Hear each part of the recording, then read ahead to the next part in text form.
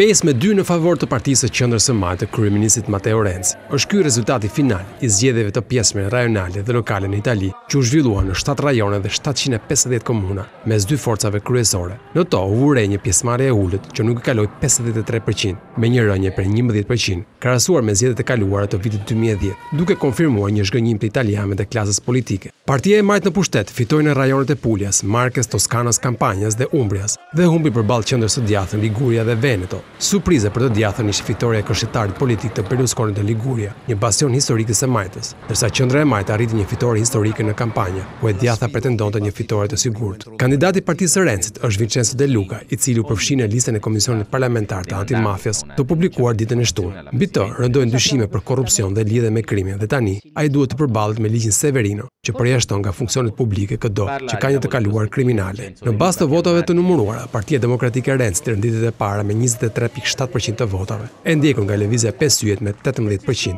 Në vend të tretë ndodhet Liga e Veriut me 12.5% dhe pastaj Aleatja Forza Italia e Berlusconit me 10.7% të votave. Liga e Veriut përparoi edhe në rajonet e qendrës, që historikisht ka një mazhorancë së madhe, duke u zhduruar në forcën e parë politike të qendrës së djathtë. Lideri i saj Matteo Salvini falenderoi zgjedhësit dhe deklaroi se alternativa e vërtetë e Renzit jemi ne, duke sfiduar hapur kryeministin Matteo Renzi, që përballet me një rebelinë të brendshëm ndaj reformës së punës dhe ndryshimit të ligjit elektoral. Megjithatë, në total, e Majta qeveris tani 16 nga 20 rajonet italiane.